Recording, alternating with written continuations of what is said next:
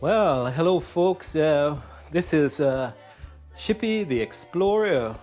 I want to give you a warm welcome back to this channel, um, and a channel that brings you exciting topics and information and about religion and history and nature and the facts of life. And tonight or this evening, I want to bring you as more or less a serious topic that that historically is taking place after the great triangular slave trade, and that's the topic of maroon. Now, the word maroon, first recorded in the English in 1666, is by varying accounts taken from the French word marron, which translates to runaway black slaves, or the American Spanish cimarron, which means wild runaway slaves. Now, the old culture of the maroon, it was a time, it was in the early 17th century, and it was a time for swords. It was a time for swords and cutlasses and resistance and slavery and all that. So let me give you a little background.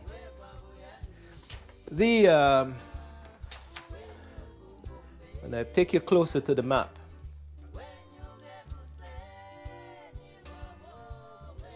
As you see,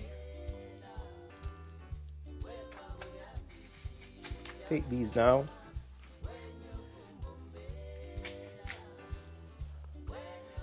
Map of the world.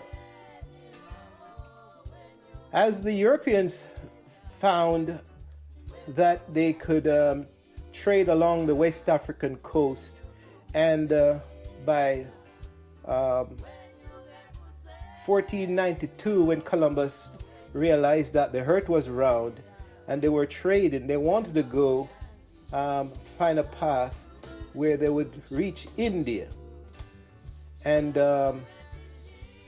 so they can get the spices and all that. But Columbus thought, okay, since the world is round, I will travel west. And what he did, he stumbled on the Americas. All right. After he stumbled on the Americas, they settled these countries, the North and South and the Caribbean region.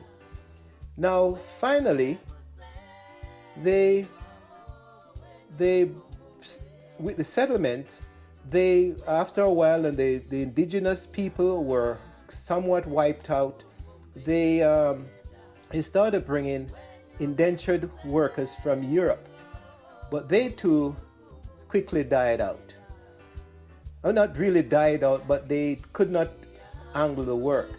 So a pope decided that since we know about Africa, and the Africans have a similar weather condition like the Americas, or especially the Central American region of the Caribbean region, they said, okay, let's bring Africans over. So they started to bring Africans over, and by we're going to fast forward to about 1500, and this is what's happening.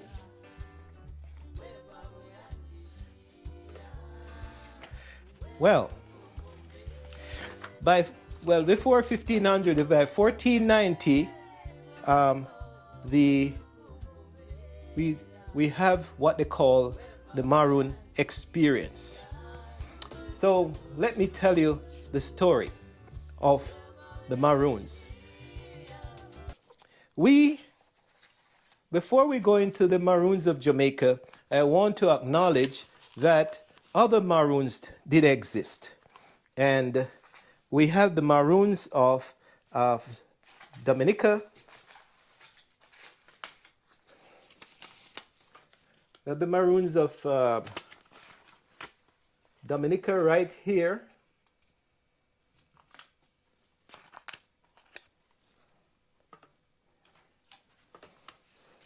We had the Maroons of St. Lucia right here. Bring the camera up further. So we have Dominica right here, St. Lucia, St. Vincent right here.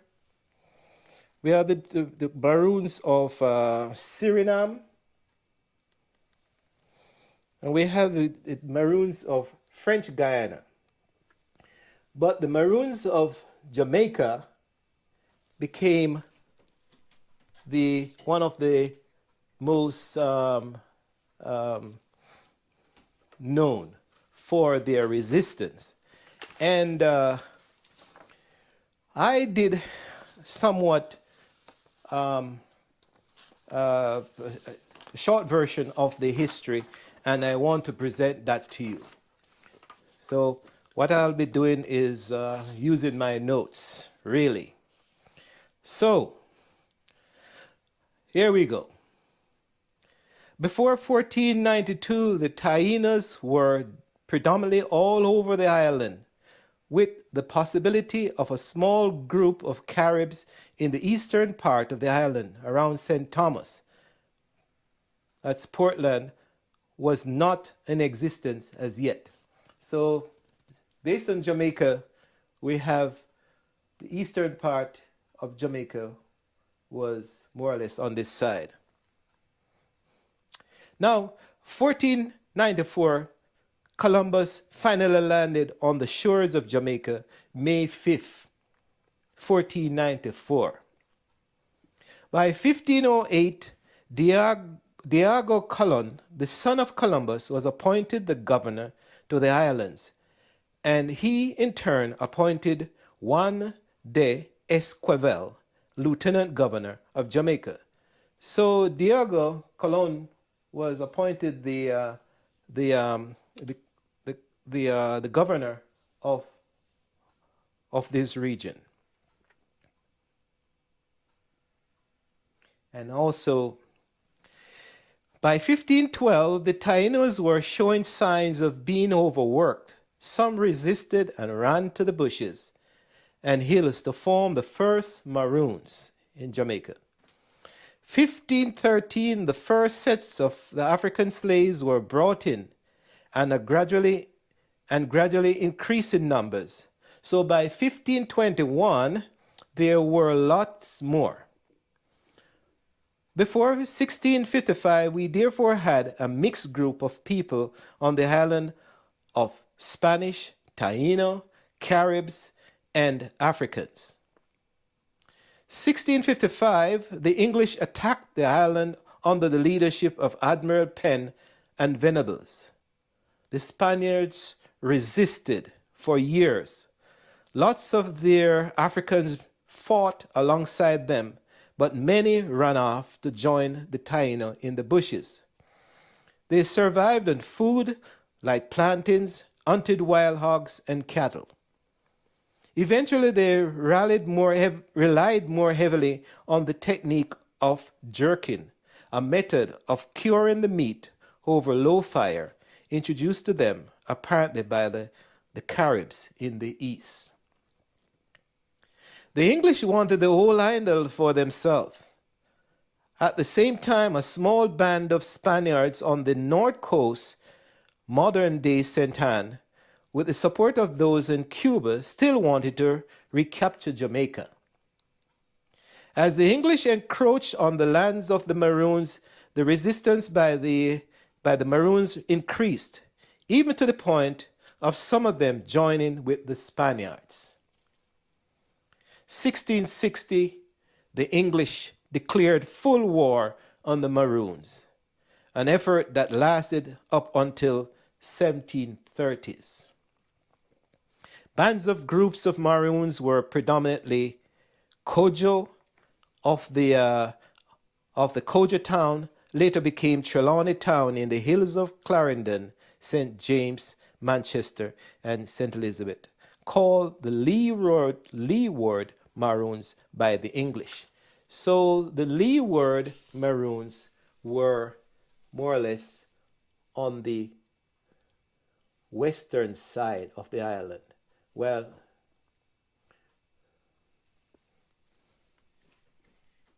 northwest side of the island.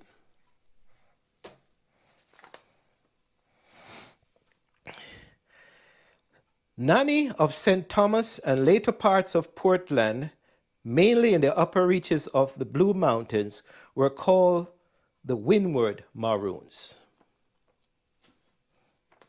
So Kojo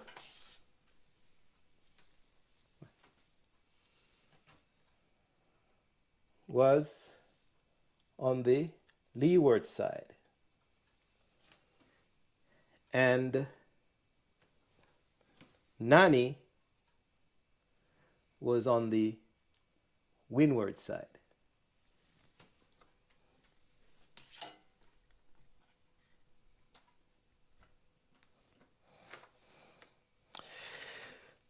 Now, later we have other Maroon leaders like Kwako and Nani and Kojo at the Apong Town, with Nani and Kojo at Apong Town. So there was some kind of relationship between Nani, I think, with and those other two guys. War escalated on Nani Town, and by 1734, the English had successfully wiped out most of that village. So Nani moved to Cata Woods, somewhat called in Jamaica Scatterwood. 1738 to 39, the English signed a treaty with Kojo of the Leeward Maroons, with the agreement that he should help the English fight against all rebels and foreign invaders. That act inadvertently meant that Kojo was against his fellow Maroons in the East. Efforts were made to treat with Nani, but she refused. Now, let's stop there for a minute, because you have in Kojo and Nani in the east, and Kojo in the west, but Kojo signed the treaty, and Nani refused to sign the treaty because she did not trust the English authorities. By 1740, Kwao eventually treated with the English, even as Nani was still not trusting the English agreement. It turned out that she was right. The English rewrote the final clauses to suit themselves, and eventually the Maroons in both areas lost out on land space and freedom to live, work, and trade with others in the island. The article of the agreement is still being debated to this day.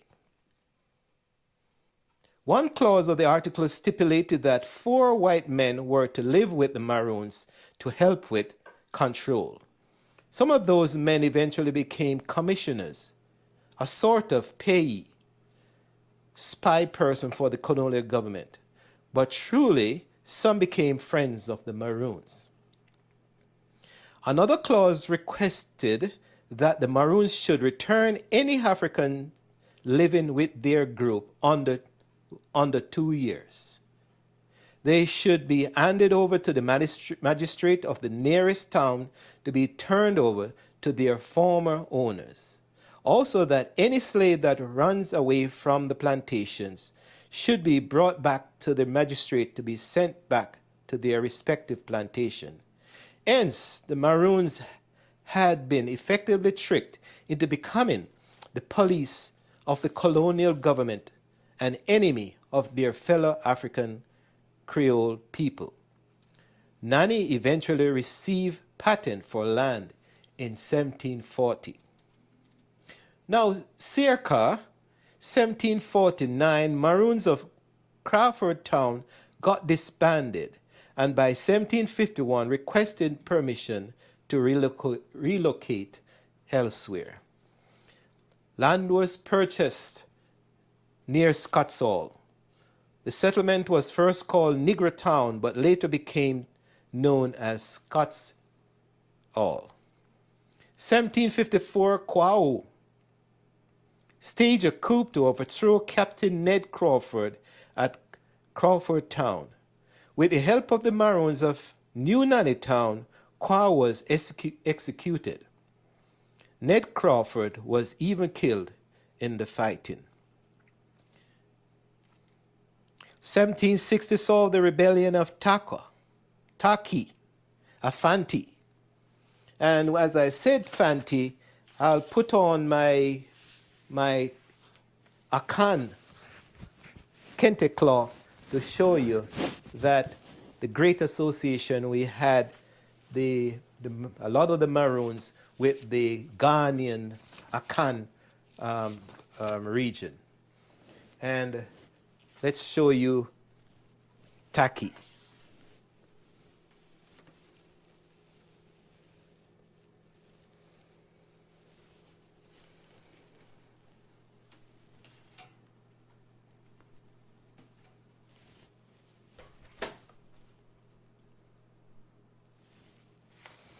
Now,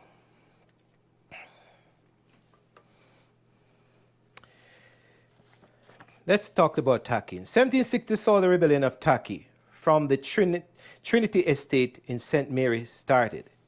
With the help of hundreds of fellow slaves, he burnt properties and killed many people, including 60 whites. The Maroons from Scotsall were called in to suppress the rebellion. Taki was killed by Captain Davy of Scotsall, and the rebellion was ended. Now, the Second Maroon War of 1795. Let's forward to that. The war came about mainly because some of the Maroons of Trelawney Town, not liking the discrimination of their leader, the asking for additional land to form and subsequent rejection, and the underlying need by Governor Balcarres to finally subdue the Maroons.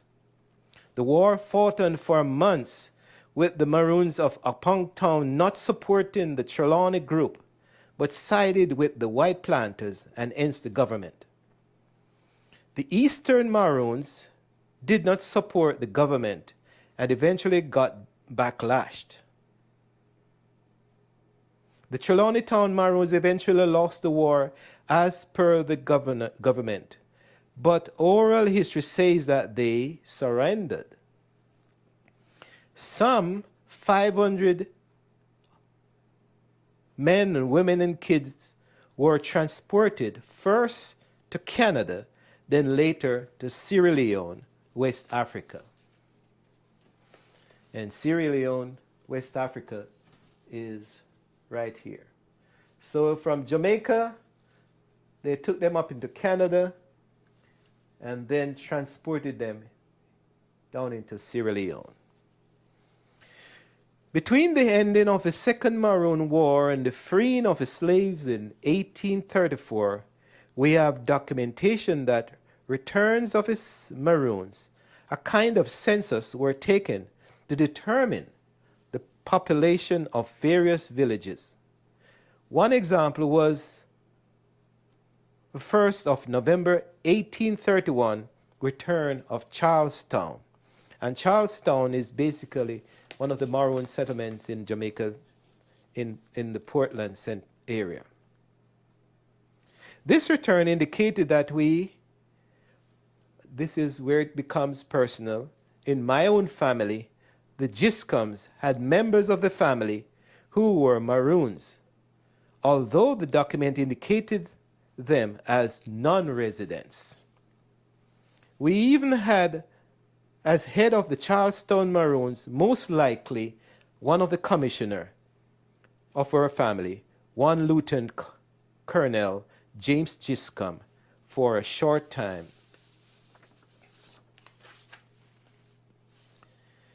and that was in 1807, circa.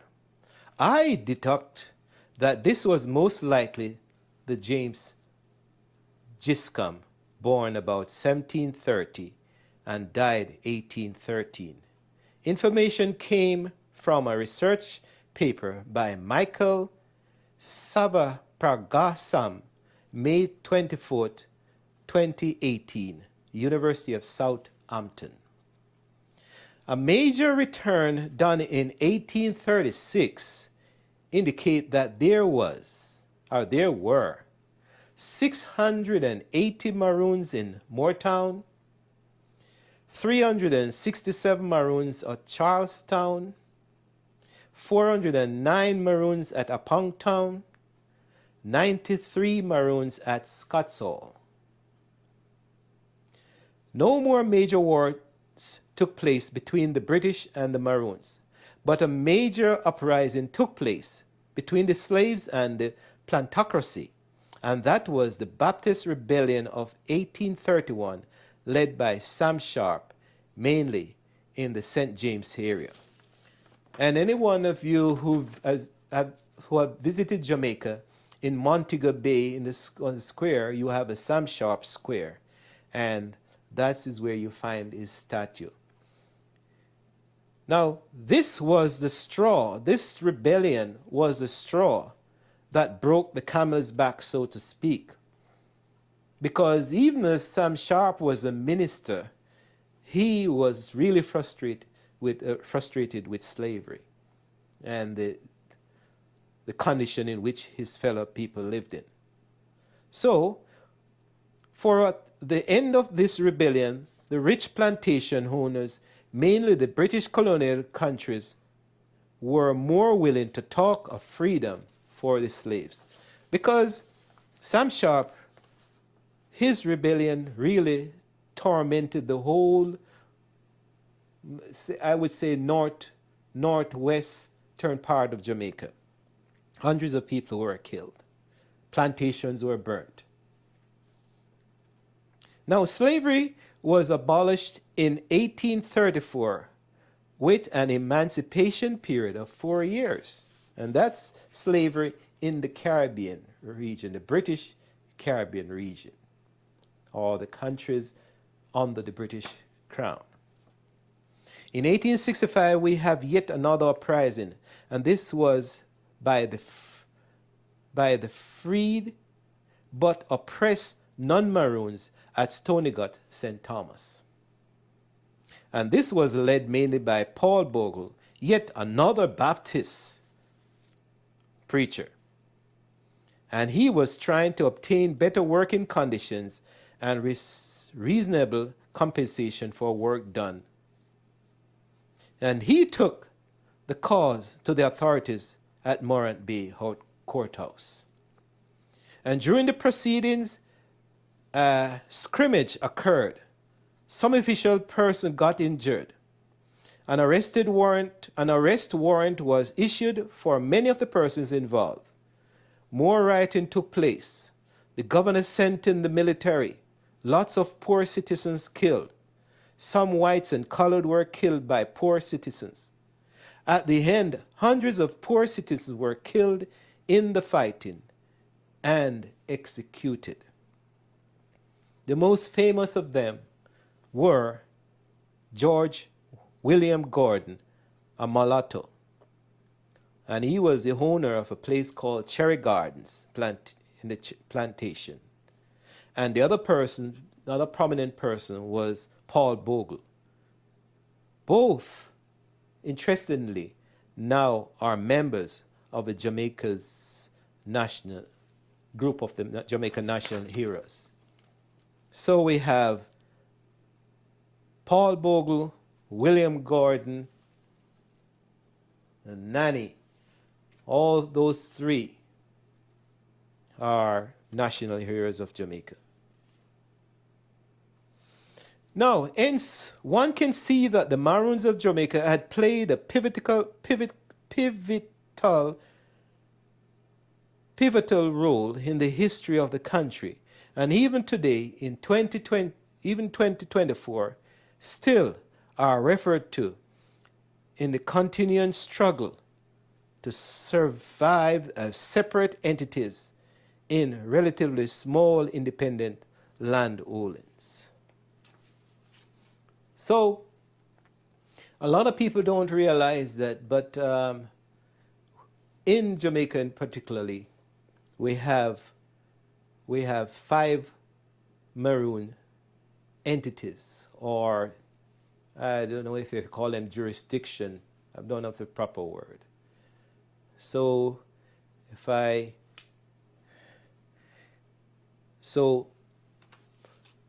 they, and even now, the Upon Town group is dealing with an issue that was a leftover from the colonial times, where the government and the Maroons are struggling to determine if the Maroons should be left as an independent entity in the country. The Maroons are saying that the government wants to take back the land because there are minerals there. So, what is the big point of this? The Maroons, a lot of them came out of the West African experience. They were maybe Fanti or Khan, Mende or Timni, you know. In the old days, we used to talk about Caramanti and Mandigo and all that.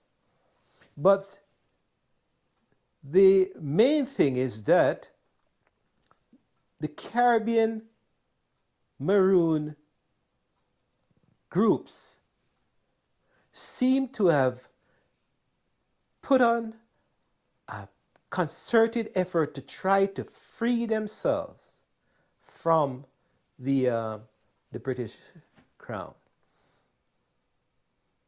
But if you realize in the notes, there was a twist, because it seems like by the governor or the British authorities realizing that they could not fight these groups forever. They fought them for over 70 years, folks. They seem like they use the system of payee.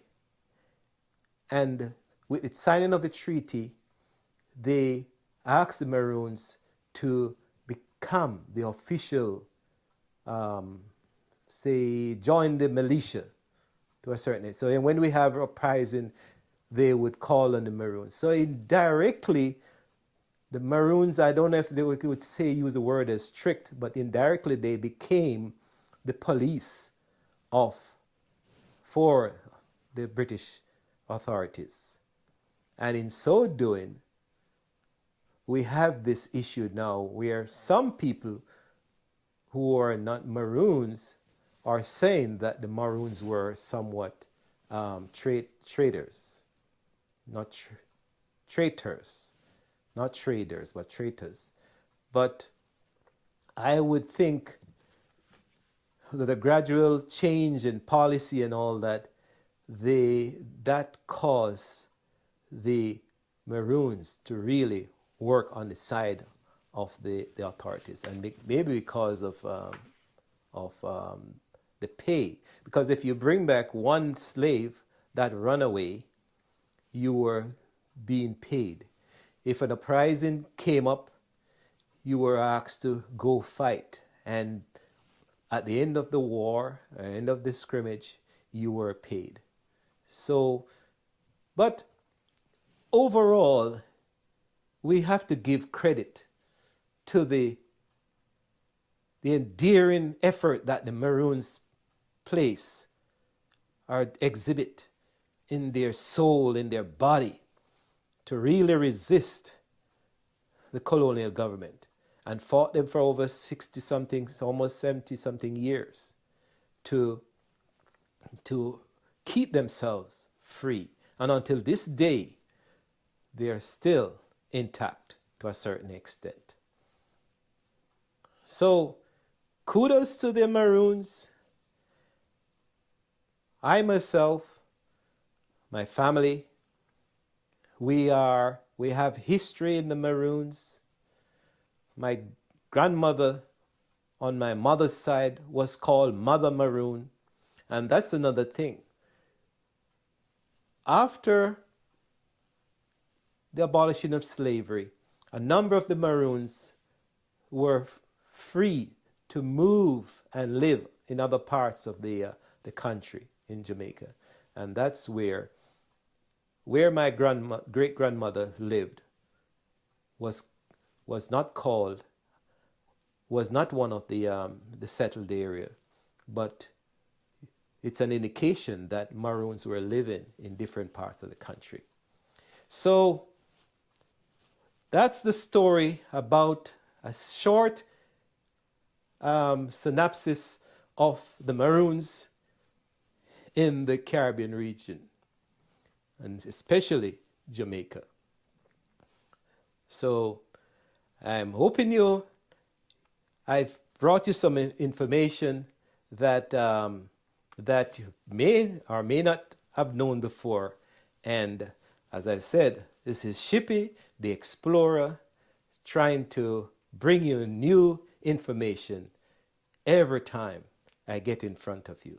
So if you like these information, subscribe. And that's the main thing. Subscribe, folks. I appreciate it very much. So I look forward to when I can bring you another story, another element of life, and where you can be spiritually benefit, or you can be educated in another sense. So bye for now. This is Shippy the Explorer saying bye, and subscribe, like, and share. Thanks for watching.